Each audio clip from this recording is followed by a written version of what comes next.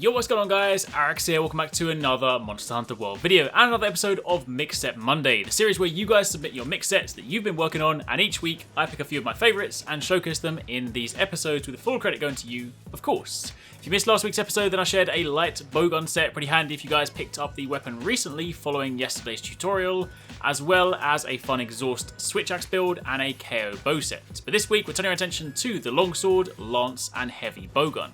However, before I get started, I did want to touch on something super quickly. I've seen a few comments from some of you guys saying you didn't like the sets that were chosen in previous episodes, or you feel that you have a better set, and that is fair enough. Remember, at the end of the day, all of these sets, bar the occasional ones we feature at the end of the videos, are submissions from you guys. So if you don't like a set that's been submitted, then I encourage you to submit your own one on either the Arekkz Gaming Discord or via the Mix Set Monday email for a chance to have it featured in an upcoming episode. Keep in mind there are hundreds of submissions each week, and we do our very best to go through all of these and pick some good and interesting sets for you guys to make. But if you don't like them, then let us know in the comments down below, perhaps provide some constructive feedback. It's far more useful to say, hey, this set could be better if you did X, Y, and Z, than to say, this set is trash, and not provide an alternative. After all, this is a community-focused series, and I encourage everybody to get involved. But anyway, that aside, now let's turn our attention to this week's sets. First up, we have a fun Paralysis Lance set submitted by Easy on the Arekkz Gaming Discord. This is comprised of the Dragon King Eye Patch Alpha, the Kushala Sister Beta, the Zora Claws Beta, the Nogigante Coil Beta, and finally the Kirin Leg Guards Beta. Although, in truth, if I was going to wear this set, I would definitely hide those leg guards behind the samurai pants because I just can't take myself seriously if I'm wearing those. Anyway, on top of that, you also have the Handicraft Charm 3, and the weapon of choice is the Baroth Stinger 3 Lance, which by default has Paralysis as a hidden element, but thanks to the armor skills, we're able to take advantage of that. As for the decorations, you're going to want 3 Paralyzer Jewel 1s, 2 Attack Jewel 1s, 2 Tenderizer Jewel 2s, and 2 Critical Jewel 2s. This is starting to become a bit of a running joke now, but I still don't have any critical jewels. I got 3 more critical eye jewels last night, but still no crit boost decorations. Clearly I need to pray to RNGs to see for more, but either way, you can see easy screenshot here, this is going to be your final decoration setup.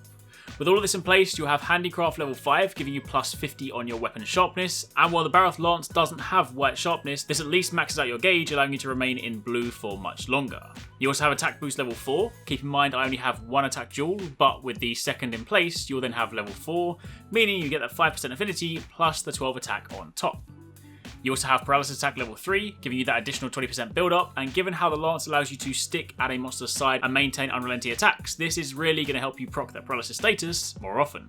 In addition to that, you have Free Element level 3, allowing you to draw out 100% of the hidden element of the weapon, which in this case is the aforementioned Paralysis status. You have Weakness Exploit level 3, giving you 50% affinity when striking weak spots. You'll also have Crit Boost level 2, not seen here but visible in easy screenshot, which will push your critical hit damage up to 135% from the default 125%. Reminder that the official wording for that skill is incorrect, so that is what it does.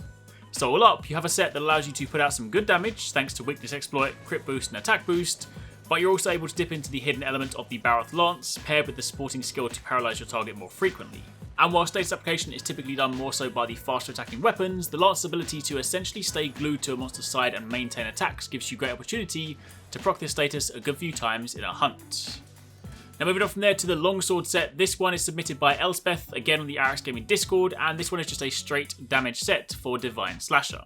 It's comprised again of the Dragon King Eye Patch Alpha, the Dobermail Beta, the Xenojiva Claws Beta, the Nogigante Coil Beta, and the Nogigante Greaves Beta.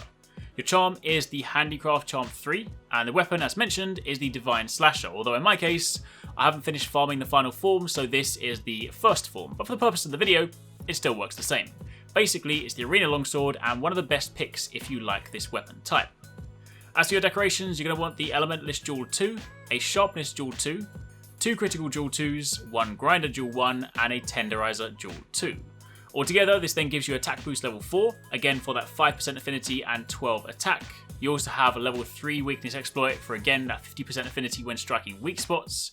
Handicraft level 3, which will just about push Divine Slasher into white sharpness, and while it only gives you a tiny slither, you have Protective Polish, which will more than make up for that. Crit Boost level 3, pushing that critical hit damage up to 140% from the default 125%. Speed Sharpening level 1, just to remove 1 cycle from the sharpening animation. If you didn't want this and you had an extra attack jewel, you could always throw that in instead. Maximum Might level 1 for a further 10% affinity increase when your stamina is full. Level 1 Flinch Free, this is just a byproduct of the Xeno gloves, but still, it's a small prevention on knockbacks. Protective Polish, the Odogaron set bonus, also available as a decoration, and this stops your sharpness from depleting for 60 seconds after sharpening, so that's how you'll be able to maintain that white sharpness for longer. And of course, non-elemental boost for that base raw attack boost. So all up, a nice set of skills for the Divine Slasher Longsword, one of the best longsword offerings in the list, so if you're looking for something to complement this weapon, then consider giving this a shot. Then finally, to round things out, as we've been doing lately, the final set is often a set from either myself, TwoSixNine or Paralysis, and today we've got a Shotgun Heavy Bowgun build from TwoSixNine. I say shotgun, it's a spread shot build, but the way you fire it and the damage it kicks out makes it feel like a shotgun. It's comprised of the Dragon King Eye Patch Alpha, the Dober Male Beta, the Kaiser Van Braces Beta, the Nogagante Coil Beta, and the Dober Greaves Beta. Your charm is the Unscathed Charm 2, and your weapon in this instance is the final form Nogagante Heavy Bowgun, which has recoil plus 2 and below for all the spread shot ammo types, meaning you can move and shoot with this weapon, which is pretty important. On the decoration front, it uses 1 attack dual 1, 1 spread dual 3, 3 critical dual 2s, and you have a spare slot should you want to throw something in here.